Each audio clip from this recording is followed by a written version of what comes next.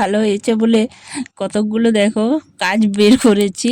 কত ঘরগুলো নোংরা হয়েছিল, কত কাগজপত্র চারদিকে ফেলে রেখে দিয়েছিল, সবগুলোকে একসাথে মানে ফেলে পরিষ্কার করে বিছানাটা পরিষ্কার করে ঝাড়ু দিয়ে মানে টিপটপ করেছি। এবার মেঝেটা মানে ঝাড়ু দেবো, তো তোমাদেরকে দেখাচ্ছি কতগুলো জবরা মানে জড়ো হয়েছে নোংরা। তো দেখো এখানে মানে প্যান্ট, ওখানে প্যান্ট খোলা, সব ওগুলো একসাথে কেচে নেব। তো আগে পরিষ্কার করিনি ঘরগুলো। এখন মোটামুটি কটা বাজছে, এখন 6:30 পৌনে 7টা মতন বাজছে। আমি উঠেছি, আমার ছেলে, ছোট ছেলে স্কুলে চলে গেছে, ও 6:30টার সময় স্কুলে যায়, 5:30টায় উঠেছিলাম। তারপর ও স্কুলে গেল, তারপরে এই কাজগুলো শুরু করেছি। তো কখন হবে কি বলবো, মানে মাথা খারাপ। তো অনেকটা দেরি হবে, মানে অনেকগুলো ঘর আছে, সেইগুলো পরিষ্কার করতে হবে। সব ঘরগুলো এইরকম জবরা আছে, ময়লা আছে। তো একে একে আমি ঝাড়ু দিয়ে নোংরাগুলো একটা বড় ব্যাগে তুলে নেব, তারপর ভালো করে আবার ঝাড়ু দেব, মুছবো। তো দেখো মানে শরীর কদিন মাত্র খারাপ ছিল, 4-5 দিন, তো সেটাই দুর্বল লাগছে মানে। আর এরকম নোংরা আমার মানে দেখতেও মন যায় না, যে এত ঘর দুয়ার যদি ময়লা থাকে কেমন মানে শরীরটা ঘিন ঘিন করে। তো ওরা তো করবে না, তো আজকে একটু মানে ভালো লাগার জন্য পরিষ্কার করে নিচ্ছি, তারপর ঝাড়ু দিয়ে মুছামুছি করব। তো দেখো সব রকম একবারে জুতোর প্যাকেটের থেকে যা আসে অনলাইনে সব কিছু মানে যত্ন করে রেখে দেয় বাড়ির ভিতর। তো সব কাগজপত্র দেখে শুনে ফেলতে হবে। আর কোনো কিছু দরকারি এরকম কাগজ যদি ছিল বা থাকে অথচ দরকার নেই, সেই কাগজগুলোকে ছিঁড়ে ছিঁড়ে ফেলে দিই। এমনি বলা যায় না মানে বদমাইশি হাতের লোকে পড়লে কত রকমই কাজ করতে পারে, এখনকার দিনে তো বুঝতেই পারছো। তো নমস্কার সবাইকে, কেমন আছো সবাই? আশা করি সবাই ভালো আছো। পাপিয়া আঁকি নতুন ব্লগ ভিডিওতে স্বাগত। তো এই দেখো আমার সব কিছু মানে দেখে দেখে পরিষ্কার করে নিয়ে মানে একটা ব্যাগ, লাল ব্যাগটাতে তুলে নিচ্ছি। তো একসাথে আমাদের জবরা ফেলার ওখানেই ফেলে দেবো, নোংরা ফেলার যেখানে নোংরা ফেলি সেইখানেই ফেলবো। তো একসাথে সবগুলো তুলে নিচ্ছি, ঝাড়ু দেওয়া যাবে না এত দূর। তো দেখো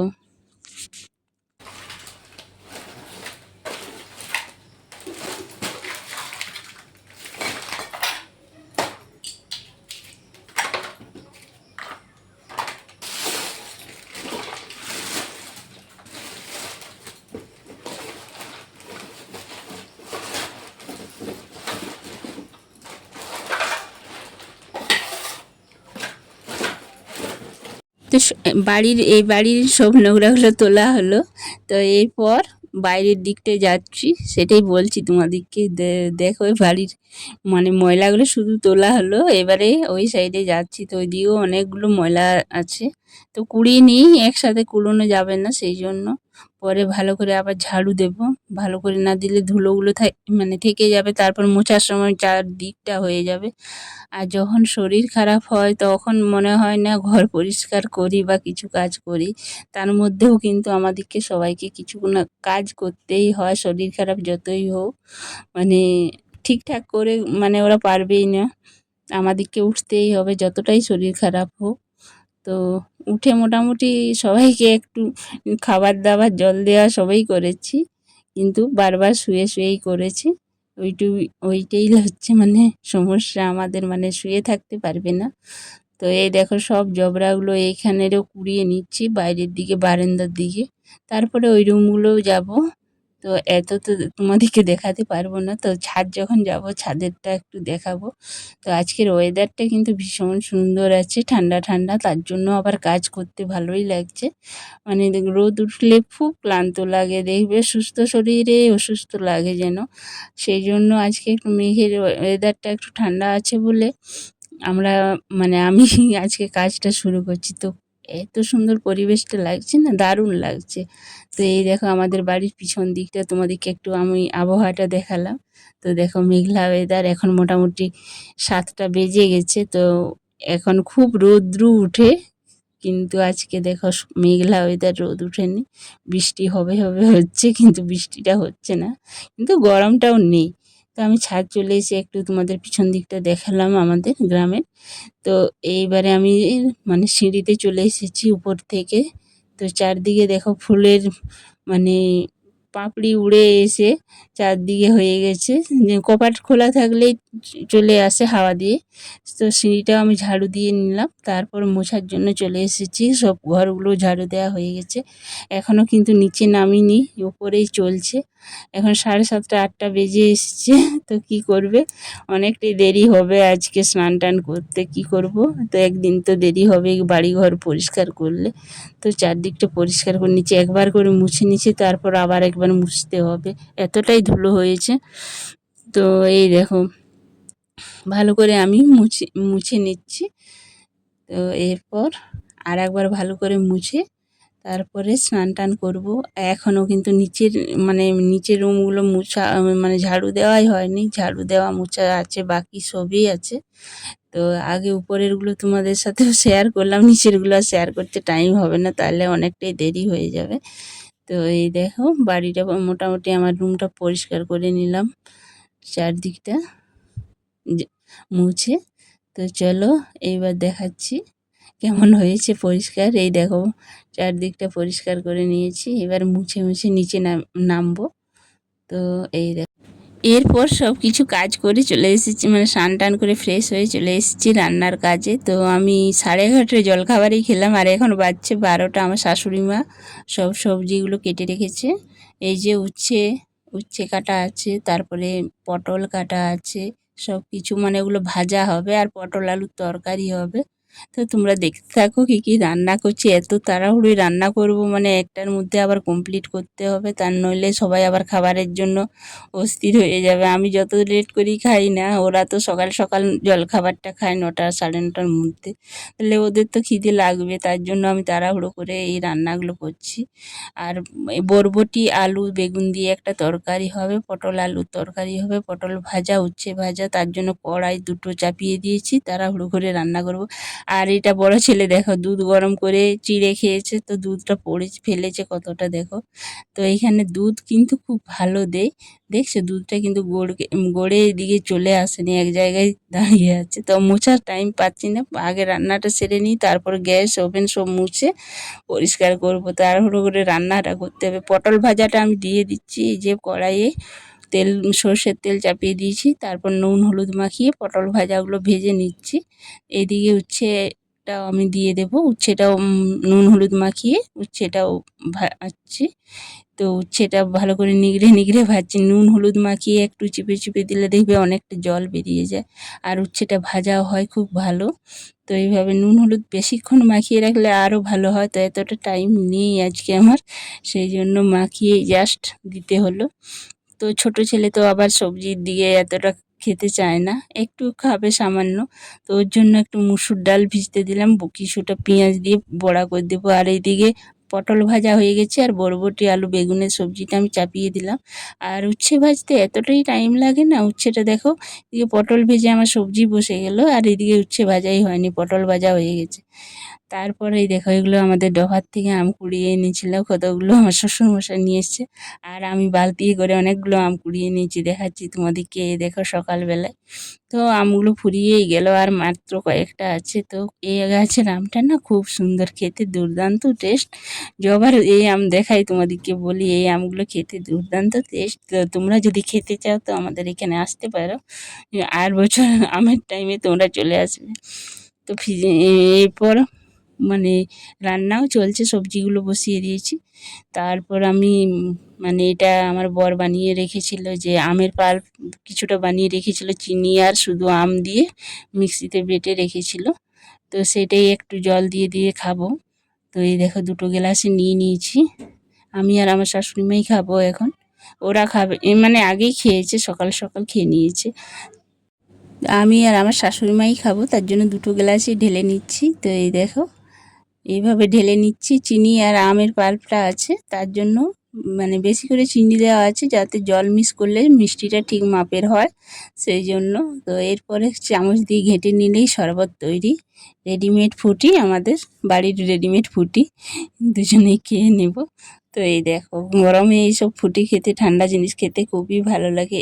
এখন মানে কিনে খাওয়ার চেয়ে নিজের তৈরি করে জিনিস খাওয়ার মানে খেতে এখন ভালো লাগে। আগে যেন দোকানের জিনিসই সব থেকে আকর্ষণ ছিল, কিন্তু এখন দোকানের চেয়ে বাড়িতে বানিয়ে বানিয়ে যতটুকু পারা যায়, বাইরের জিনিস খাওয়া হয় না সেটা নয়, বাইরেরও খাওয়া হয়, কিন্তু বেশিরভাগটাই বাড়িতে তৈরি করেই এখন খাওয়া হচ্ছে।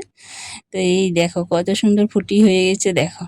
নর্মাল জলেই দিলাম কারণ ফ্রিজের জলটা খুবই ঠান্ডা, আর পাল্পটা একটু ঠান্ডাই আছে, ফ্রিজে ছিল যেহেতু সেই জন্য নর্মাল জলেই দিলাম, যে মোটামুটি ঠান্ডাটা ঠিকই ঠাকই আছে। তো আমার শাশুড়িমাকে দিয়ে আগে তারপর আমি খাবো। তো আমার শাশুড়িমা মশলা বাটছে, মানে আদা রসুন বেটে দিচ্ছে। সবজি রান্না করব, পটল আলুর তরকারি, সেই জন্য আদা রসুনটা বেটে দিচ্ছে, নইলে এত তাড়াতাড়ি রান্নাও হতো না। 12টায় চাপিয়েছিলাম, একটাকে কিন্তু মোটামুটি কমপ্লিট করে দিয়েছে। এরপর ফুটিটা দিয়ে দিলাম, এবার আমি খেয়ে নেব। তো সেই টাইমে আবার লাইনটা গেল দেখো, আর আমাদের ওইটা চার্জার লাইটটা জ্বলছে। তোমরা বলবে লাইন গেছে তো লাইট জ্বলছে কী করে, কিন্তু ওটা চার্জার লাইট। এই গরমে মানে লাইনটা এত ডিস্টার্ব করছে কি বলবে, যত গরম তত লাইন নেই। তারপর আমি খেয়ে নিচ্ছি, তো আমার গায়ে প্রথম পড়েই গেল, তাড়াহুড়ো করে ক্যামেরাটা করতে যেয়ে পড়ে গেল। তো এই দেখো আমিও খেয়ে নিলাম শান্তি। এইবারে রান্না করব যতটুকু বাকি আছে। চলো তোমাদেরকে দেখাচ্ছি এখনও কতটা বাকি আছে রান্না করা। আমার ফুটরি খাওয়া তো হয়ে গেছে, এদিকে আমার পটলের তরকারিটা দেখো, পটল বলছি, বরবটি আলুর তরকারিটা হয়ে এসছে, আর উচ্ছে ভাজাও হয়ে গেছে। এরপর পটল আলুর তরকারি আর বড়াটা আছে বাকি, মুসুর বড়া। পটলটার সাথে একটু সয়াবিন দেবো, সেই সয়াবিনটাও আমি ভিজিয়ে নিলাম। তো সবজিটা আমার হয়ে গেছে। এবারে এই সবজিটা নামিয়ে বড়াগুলো ভেজে নেব, তারপরে দিয়ে পটলের তরকারিটি সয়াবিনের তরকারিটা একসাথে বানিয়ে নেব। তো তোমরা দেখতে থাকো কীভাবে রান্না করছি পটল আলুর সবজিটা, তোমাদের রেসিপিটা একটু শেয়ার করব। আর এই দেখো উচ্ছে ভাজা, পটল ভাজা হয়ে গেছে, আর সবজিটাও হয়ে এসছে। এবার বড়াটা ভেজে নিচ্ছি। আর সয়াবিনটা ভিজতে দিয়ে দিয়েছিলাম, বললাম না পটলের সাথে মিশাবো, সেই জন্য একটু গরম জলে ভিজতে দিলাম। তারপরে এদিকে একটা পেঁয়াজ আর নুন কেটে জাস্ট, আমার ছেলের জন্যই করছি, আমরাও একটা করে নেব, কিন্তু পেঁয়াজ আর নুন দিয়ে জাস্ট, কাঁচা লঙ্কা দিইনি, মুখে লেগে গেলে ঝাল লাগে সেই জন্য। আর ছোটোদের জন্য তো হচ্ছে সেই জন্য আর দিলাম না। তো তাড়াহুড়ো হয়ে গেছে, অনেক দেরি হয়ে গেছে, তাড়াতাড়ি করে রান্নাও করছি। তো এই দেখো আমি ভেজে নিচ্ছি মুসুর বড়াগুলো, পেঁয়াজ আর নুন দিয়ে জাস্ট, আর কিচ্ছু দিইনি। তো এটা ভেজে তুলে নেব। তো কড়াইটা দেখো কতটা পুড়ে গেল, উচ্ছে ভাজার সময় পুড়ে যায় এত বেশি কি বলবে, আর অনেকটা টাইম লাগে উচ্ছে ভাজতে। তো বড়াগুলো সব কিছু আমার সব দেওয়া হয়ে গেছে, এই দেখো। এবার উলট পালট করে ভালো করে ভেজে নেব। আর এই দেখো মশলা, কাঁচা লঙ্কা বাটা, আদা রসুন বাটা হয়ে গেছে, মানে সবজির জন্য। আর বাকিটা রেখে দেবো ফ্রিজে, তো কালকে বাটতে হয় না। এরকম বেশি করে বেটে রাখলে দেখবে অনেকটা কাজের সুবিধা হয় পরের দিনে। তো এরপর আমার বড়া ভাজা হয়ে গেছে, পটল আলু আর সয়াবিন তরকারিটা করব। তো ওই রেসিপিটাই তোমাদের সাথে শেয়ার করছি। তো কড়াই চাপিয়ে দিয়েছি, সর্ষের তেলটা বসিয়ে দিয়েছি, আর 5 ফোড়ন দেবো, শুকনো লঙ্কা দেবো। তো 5 ফোড়ন দিচ্ছি প্রথমে, তো হাতে একটু জল ছিল ছিটকে গেল, দেখতেই পাচ্ছ। তারপর শুকনো লঙ্কা দিয়ে দিলাম, মানে বেশি কিছু মানে মশলা, যে ঘরোয়া মশলা সেইটা দিয়ে রান্না করছি, নতুন করে কিছু না। তারপরে পেঁয়াজ কুচনো দিয়ে দিলাম, এই দেখো পেঁয়াজ কুচনো দেওয়া হয়ে গেছে। পেঁয়াজটা একটু হালকা ভেজে নেব, পেঁয়াজ ভাজা হয়ে গেছে। তারপর আমি দিয়ে দিলাম পটল সয়াবিনের তরকারি, মানে কাঁঠাটা। তো প্রচুর গরম লাগছে, কি বলবো, ভয়েস দেবো, ফ্যান অফ করা আছে, তো আমি ভিজে গেছি। তো ভয়েস দিতে যেয়ে তো তোমাদের সাথে শেয়ারই করতে পারছি না। তো কিছুটা মশলা আমি নিয়ে নিলাম, আর কিছুটা ভিজে রেখে দেবো। তো পটল আলুটা আমি সয়াবিন একসাথে ভেজে নিচ্ছি, ওই পেঁয়াজ ভাজার ওই তেলেই ভাজছি, কারণ আলাদা করে ভেজে ভেজে তুলে রাখবো না, এই গরমে প্রচুর তেল খাওয়া হয়ে যাবে। তো তার জন্য যতটা শর্টকাট করা যায় ততটাই ভালো। সেই জন্য আমি পটল আলুটা সয়াবিনটা পরেরটাই দিয়ে হালকা একটু কম আঁচ করে ভেজে নিচ্ছি কিছুক্ষণ ধরে, তাহলে দেখবে ভাজা ভাজাও হবে, আর বেশি আগের থেকেও ভাজতেও হয় না, আর তেল এতটা লাগেও না। তো এই দেখো আমার ছোট ছেলে কত কাজ করছে, একটা বড় হাঁড়ি বাইরে ছিল, সে বাইরে হাঁড়িটা ভিতরে রেখে দিচ্ছে, আর ব্যাট হাতে থাকবে, ও সবসময় ব্যাট হাতে নিয়েই থাকবে। এখন মর্নিং স্কুল, তার জন্য সকাল সকাল চলে আসে বাড়িতে, সেই জন্য সারা দিনটা পুরো খেলাধুলায় মজায় মানে মজা পুরো মজা করতে থাকে। তো এরপর আমি নুন দিয়ে দিচ্ছি। মোটামুটি হালকা ভাজা হয়ে গেছে পটল সয়াবিন আলুটা। তারপর নুন দিয়ে দিলাম পরিমাণ মতন। তো হালকা করে আবার নেড়ে চেড়ে ভেজে নেব কিছুক্ষণ। এরপর জল বেরিয়ে যাবে, সেই জন্য নুনটা পরে দেওয়া হয় না, তো ভাজা হয় না। দেখবে নুন দিয়ে দিলে পটল ভাজতে কী টাইমটাই লাগে কি বলবো। এই দেখো নুন দেওয়া, এরপর আদা রসুন আর কাঁচা লঙ্কা বাটাটা আমি দিয়ে দিচ্ছি। তো কড়াই চিটেই যাচ্ছে, মানে বাটিতে চিটেই থেকে যাচ্ছে। এরপর ভালো করে কষে নেব, হালকা আঁচ করে ভেজে নেব। তারপর মশলাগুলো একে একে দিয়ে দেব। ধনে গুঁড়ো দিলাম, এরপর দেব জিরে গুঁড়ো। আর বেশি কিছু লাগবে না, মশলা যেগুলো থাকে বাড়িতে সেই রান্নায় সিম্পল রান্না। আর গরমে তো আবার সিম্পল, আবার মানে যদি একটু মশলা বেশি দেওয়া হয় তো এখন তো আর একটু কম দেওয়া হচ্ছে। এরপর হলুদ দেওয়া হলো, কাঁচা লঙ্কা যেহেতু বাটা আছে সেই জন্য কাঁচা লঙ্কাটা গুঁড়ো লঙ্কাটা দেওয়া হলো না, কাঁচা লঙ্কাই দেওয়া আছে। হলুদ দিয়ে তারপরে কষে নেব। এই দেখো ভালো করে ঢাকা দিয়ে দিয়ে কষে নেব, তাহলে সেদ্ধও হবে আর কষানোও হবে, সেই মাংসের মতন, চিকেন মাংসের মতন।